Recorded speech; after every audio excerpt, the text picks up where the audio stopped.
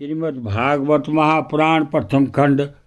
भगवान श्री कृष्ण की जय है। नारायण मेरे श्रोतागण उनके परिवारों की रक्षा करना।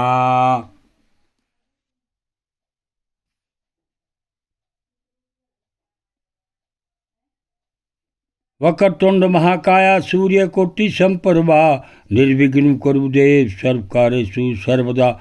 जयंती मंगला काली भद्रकाली कपालिनी दुर्गा क्षमा शिवा दात्री स्वाहा स्वदा नमस्ते। भगवती रक्षा करना। कथा का पाठ 154 में। एवं कश्यम लपापनम नष्ट संगमनायकम ज्ञातवांगिरा नाम मुनि राजगाम सनारदा। राजन महर्षि अंगराव देव ऋषि नारद ने देखा कि राजा चित्रकेतु पुत्र शोक के कारण चेतनाहीन हो रहे हैं, यहाँ तक कि उन्हें समझाने वाला भी कोई नहीं है। तब वे दोनों वहाँ आए।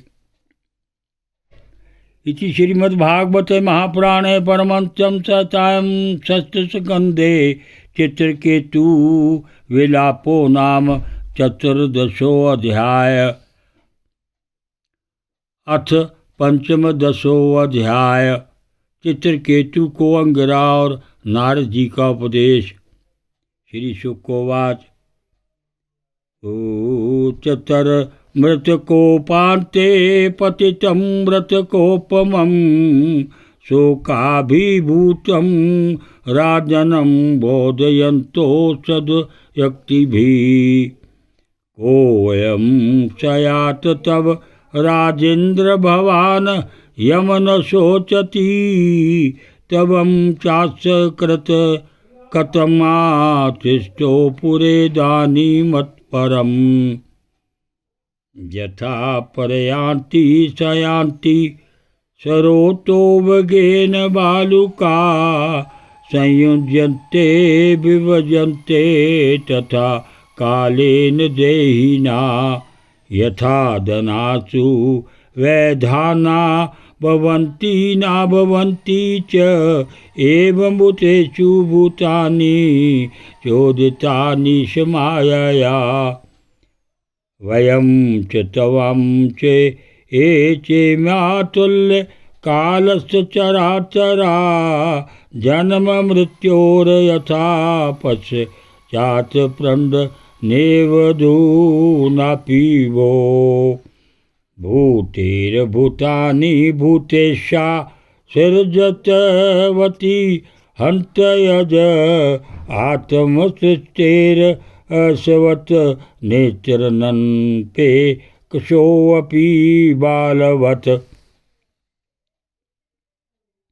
श्री सुखदेव जी कहते हैं, परीक्षित राजा चित्रकेतु शोकग्रस्त होकर मुर्दे के समान अपने मृत पुत्र के पास ही पड़े हुए थे।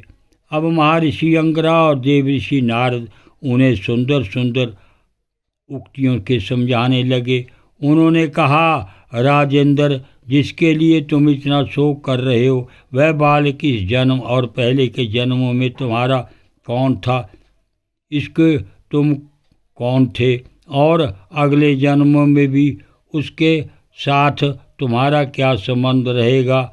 जैसे जल के वेग से बालू के कण एक दूसरे से छूटते और बिछुड़ते रहते हैं, वैसे ही समय के प्रभाव में प्राणियों का भी मिलन और बिछोह होता रहता है। राजन, जैसे कुछ बीजों के दूसरे बीज उत्पन्न होते और नष्ट हो जाते हैं, वैसे ही भगवान की माया से प्रेरित होकर प्राणियों से अन्य प्राणी उत्पन्न होते और नष्ट होते जाते हैं। राजन, हम तुम और हम लोगों के साथ इस जगत में जितने भी चराचर प्राणी वर्तमान हैं, वे सब अपने जन्म के पहले नहीं थे और मृत्यु के पश्चात नहीं रहेंगे। इससे सिद्ध है कि इस समय भी उसके अस्तित्व नहीं है, क्योंकि सत्य वस्तु जो सब समय एक सी रहती है, भगवान ही समस्त प्राणियों के अधिपति है। उनमें जन्म मृत्यु आदि विकार बिल्कुल नहीं है।